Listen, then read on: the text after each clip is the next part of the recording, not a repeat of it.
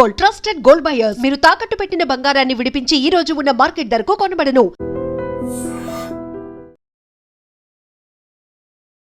రైతు భరోసా గతంలో రైతు బంధు ఉండే, ఇప్పుడు రైతు భరోసా కాంగ్రెస్ సర్కార్ వచ్చిన తర్వాత పేరు మార్చింది. అట్లాగే మేము పైసలు కూడా పెంచి ఇవ్వబోతున్నాం అన్నటువంటి మాట ఎలక్షన్స్ అప్పుడు చెప్పింది. తర్వాత లేదు మా వల్ల ఇంత అయితలేదు, మేము గింతనే ఇస్తామని చెప్పి 15,000 ఇస్తాము సంవత్సరానికి అనేటువంటి మాటని కొద్దిగా మార్చి 12,000 ఇవ్వగలుగుతాము సంవత్సరానికి అనేటువంటిది ఒప్పుకున్నటువంటి పరిస్థితి ప్రభుత్వం. దాని తర్వాత కూడా సరేలే నిజంగానే ఇబ్బందులు ఉన్నట్టున్నాయి, ఏదైతే అదైంది, కొద్దిగానే కదా తగ్గిస్తున్నాడు, అవైనా వేస్తే చాలు అని రైతులు కూడా భావించిండ్రు. పెద్దగా దాని మీద వ్యతిరేకత కానీ లేకపోతే ఇంకోటి ఎవరు మాట్లాడలేదు. మరి ఇప్పుడు కాంగ్రెస్ సర్కార్ వచ్చిన తర్వాత నుంచి 3 సార్లు పడాల్సింది యాక్చువల్లీ, కానీ 2 సార్లు పడ్డాయి. ఒకసారి అసలు రాను కూడా రాలే. ఎందుకు అనంటే అసలు రైతు భరోసా అన్నది రాళ్లకు రప్పలకు ఇచ్చిండ్రు, గతంలో రోడ్లకు కూడా ఇచ్చిండ్రు, సంబంధం లేని వాటికి కూడా ఇచ్చిండ్రు, పెద్ద పెద్ద వాళ్ళకి 100 ఎకరాలు ఉన్నోళ్ళకు ఇచ్చిండ్రు, రాజకీయ నాయకులు అసలుకి ఏం అవసరము వాళ్ళకు కూడా ఇచ్చిండ్రు, ఇట్లా రకరకాలుగా చెప్పిండ్రు. దానికి సంబంధించి పూర్తిగా ఒక లిస్ట్ తెప్పించుకున్నారు, ప్రక్షాళన చేసిండ్రు. ఇప్పుడు రైతు భరోసా నిధులు మున్సిపల్ ఎన్నికల తర్వాత మేము ఇవ్వబోతున్నామని రైతు మంత్రి ఎవరు, తుమ్మల నాగేశ్వరరావు అనుకోండి, తర్వాత మొన్న సీఎం రేవంత్ రెడ్డి కూడా సభలో చెప్పిండు అఫీషియల్గా, మున్సిపల్ ఎన్నికలు కాగానే మీకు రైతు భరోసాకి సంబంధించిన నిధులు మేము ఇవ్వబోతున్నాం. సో ముఖ్యమంత్రి కదా ఏకంగా చెప్పింది. దీంతో రైతులు కూడా ఫిక్స్ అయిపోయినారు, మున్సిపల్ ఎన్నికలు కాగానే ఇక రైతు భరోసాకు సంబంధించిన నిధులు మా అకౌంట్లోకి పడతాయని ఫిక్స్ అయిపోయినారు. అవి ఎప్పుడు అంటే ఇక వారము 10 రోజులలో కానీ పక్కాగా పడతాయి అనేటువంటి మాట అయితే రేవంత్ రెడ్డి చెప్పిండ్రు. కాబట్టి రైతులు కూడా ఒక ఇంత ఆశ కూడా పెట్టుకున్నారు. యాక్చువల్లీ ఈ రైతు భరోసా నిధులు దేనికోసం, మామూలుగా పెట్టుబడి కింద ఈ విత్తనాలు కొనుక్కోవడానికో ఎరువులు కొనుక్కోవడానికో, పంట వేయకంటే ముందే ఇవి రావాల నిధులు. అంటే డిసెంబర్లోనే రావాలా లెక్కకైతే. జనవరి అయిపోయింది, ఈనాడు ఫిబ్రవరిలో ఉన్నాం, ఫిబ్రవరి ఎండింగ్ వరకు మేబీ వస్తాయి అని అందరు కూడా అధికారులు కూడా చెప్తున్నటువంటి మాట. మరి ప్రభుత్వం దగ్గర నిధులు ఏడున్నాయి? మొన్నటి వరకు ఇవ్వండి, ఎలక్షన్స్కి కంటే ముందు ఇస్తారు కదా రాజకీయ పార్టీలు. జనరల్ ఏం చేస్తారు అని అంటే, ఓట్లు మంచిగా పడాలి అని అంటే ముందు పైసలు వేసేస్తే ఆ తర్వాత ఓట్లు బరాబర్ పడతాయి అనేటువంటిది ఆలోచన ఉంటుంది. మనం కూడా చూసినాం. కానీ ఎంత భయంకరమైన పరిస్థితులు ఉన్నదంటే రాష్ట్ర సర్కారు ఇప్పుడు రైతు భరోసాకు నిధులు సమకూర్చాలి కదా, వాళ్ళ దగ్గర లేకనే అవి నాపిర్రు. ఆ నిధులే ఉండుంటే ఎలక్షన్ల ముందే వేసేసేటోళ్ళు. ఇప్పుడు దానికోసమని ఆర్బీఐ దగ్గర ఒక దరఖాస్తు పెట్టుకుంది, మాకు ఇంత అప్పు కావాలి, మాకు ఇంత నీడ్ ఉంది అని. మొన్న లాస్ట్ టైం వేసినప్పుడు ఈ రైతు భరోసా 9 రోజులలో 9,000 కోట్లు అని చెప్పిండ్రా. సేమ్ ఇప్పుడు కూడా మళ్ళా రైతు భరోసాకు నిధులు సమకూర్చే పనిలో రాష్ట్ర సర్కార్ ఉన్నది. అందులో భాగంగానే ఆర్బీఐకి దరఖాస్తు చేసుకున్నది.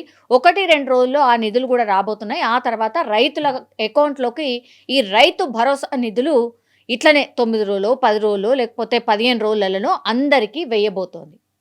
ఇక్కడ వచ్చింది ఇబ్బంది ఏంది అని అంటే, ఇప్పుడు ఫస్ట్ ఒక కండిషన్ పెట్టిండు, రాళ్ళు రప్పలు ఇట్లా 100 ఎకరాలు ఉన్నోళ్ళకి వాళ్ళకి ఇయ్యము అనేటువంటిది. దాని తర్వాత నెక్స్ట్ ఏంది, సాగులో ఉన్నటువంటి భూమే ఎవరైతే సాగు చేస్తారో వాళ్ళకే మేము ఇస్తాం, మిగతాళ్ళకి మేము ఇవ్వము అనేటువంటిది. అది కూడా ఓకే. నిజం చెప్పాలంటే సాగు చేసే భూమికే ఇవ్వాలి, సాగు చేయనటువంటి భూములకి ఎందుకు?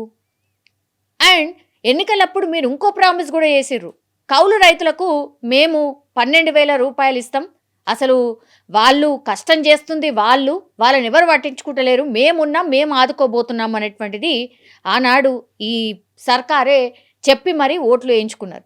ఇప్పుడు దానికి సంబంధించి ఒక క్లారిటీ అంటూ ఏమీ లేదు.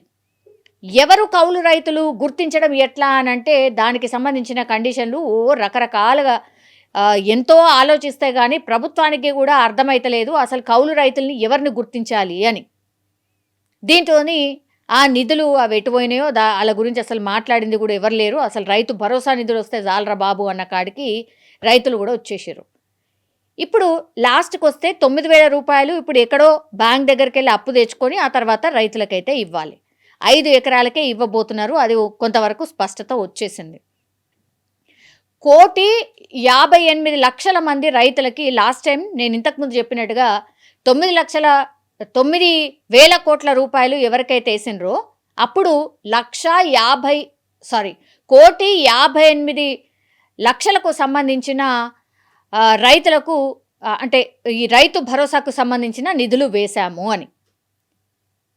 ఇప్పుడు వాటిని కూడా తగ్గించే అవకాశం కనిపిస్తుంది. ఎందుకు అన్నప్పుడు అందులో కూడా ఇంకా సాగు చేయనటువంటి భూములు ఉన్నాయి కాబట్టి ఇంకా కూడా కుదింపు ఉండబోతోంది. ఇంకా 20 నుంచి 25 ఎకరాలకు 25 లక్షల ఎకరాలకు సంబంధించిన భూములు కూడా కట్ కాబోతున్నాయి. అసలు సాగే చేస్తలేరు. శాటిలైట్ పిక్చర్స్లో సాగు భూమి కానే కాదు. సో అది కూడా డిడక్ట్ కాబోతోంది. ఇప్పుడు 1,25 నుంచి 30 లక్షల ఎకరాలకు సంబంధించిన భూములకు మాత్రమే ఇప్పుడు రైతు భరోసా నిధులు అందబోతున్నాయి అనేటువంటిది ఒక సంకేతం అయితే అందుతోంది.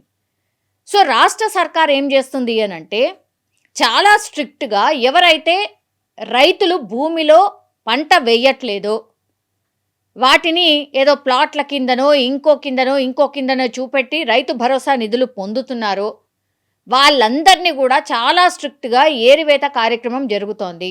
శాటిలైట్ పిక్చర్సే కాదు, గ్రౌండ్ లెవెల్లో కూడా చాలా మంది దగ్గర నుంచి ఇన్ఫర్మేషన్ తీసుకుంటుంది. అఫీషియల్లే కాదు, అన్అఫీషియల్లో కూడా అక్కడ గ్రామాల్లో ఉన్నటువంటి వాళ్ళు కావచ్చు, లేదంటే కాంగ్రెస్కి సంబంధించిన వాళ్ళు ఎవరైనా సరే వాళ్ళ దగ్గర నుంచి కూడా కొంత ఇన్ఫర్మేషన్ తెప్పించుకుంటుంది అనేది ఒక సోర్స్.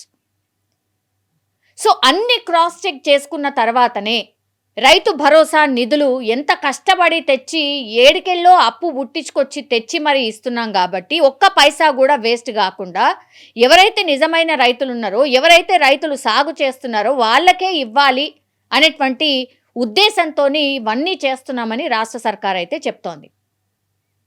సరే, ఓపిక రైతులు కూడా చాలా ఓపికగా వెయిట్ చేస్తున్నారు. కష్టాల్లో ఉంది సర్కార్ అని అర్థం చేసుకున్నారు. కానీ మరీగా మీరు అన్ని కండిషన్లు పెట్టుకుంటా ఇట్లా రోజుకి ఇట్లా లక్షల ఎకరాలు కట్ చేసుకుంటా పోతే మాత్రం రైతులు ఊరుకోరు అనేది కూడా ప్రస్తుతం రైతులు అట్లాగే ప్రతిపక్షాలు కూడా చెప్తున్నటువంటి మాట. ఆల్రెడీ 15,000 మీరు ఇస్తా అని ఒప్పుకున్నారు సంవత్సరానికి, దాన్ని 12,000 చేసిర్రు. అయినా ఓర్చుకున్నారు రైతులు. సరే, శాటిలైట్ పిక్చర్స్ ద్వారా మీరు ఎవరైతే సాగు చేస్తారో వాళ్ళకే ఇస్తామన్నారు, దానికి కూడా ఒప్పుకున్నారు. ఇప్పుడు మళ్ళా ఇంకా దాంట్లో కూడా కొర్రీలు పెట్టి అందులో కూడా మోసం చేస్తున్నారు, అందులో కూడా ఇంకా ప్లాట్లకు ఇస్తున్నారు అనేటువంటిది ఇంకా కూడా తీసుకొచ్చి ఇంకా కూడా కట్ చేసే కార్యక్రమం చేస్తున్నారు. ఇప్పుడు ఏడదాకా వచ్చింది అని అంటే అసలు మీరు ఇస్తారా లేదా అన్న కాడికి వచ్చే వరకు తీసుకురావద్దు అనేది కూడా చాలామంది మాట్లాడుతున్నటువంటి మాట.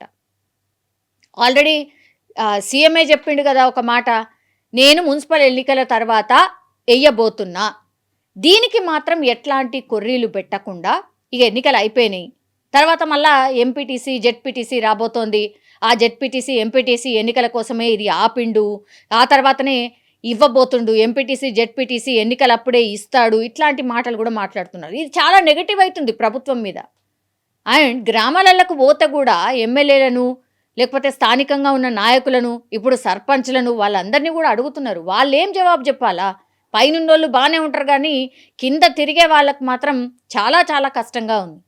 అందుకని ఏదైతే మీరు చెప్పిర్రో, ఏదైతే ప్రామిస్ చేసిండ్రో దాన్ని ఇవ్వాల్సిందిగా రైతులు కూడా రిక్వెస్ట్ చేస్తూ ఉన్నారు. ఎందుకంటే నెగిటివిటీ పెరగకంటే ముందే ప్రభుత్వం ఏదైతే చెప్పిందో దాన్ని నెరవేర్చాల్సిందిగా రైతులు కూడా కోరుతున్న పరిస్థితి కనిపిస్తోంది. సో ఒక రకంగా చెప్పాలంటే రైతులకు ఒక రకంగా గుడ్ న్యూసే అని చెప్పాలి. బికాస్ దానికి సంబంధించిన అరేంజ్మెంట్స్, పైసల అరేంజ్మెంట్స్ అన్నీ అయిపోయినాయి.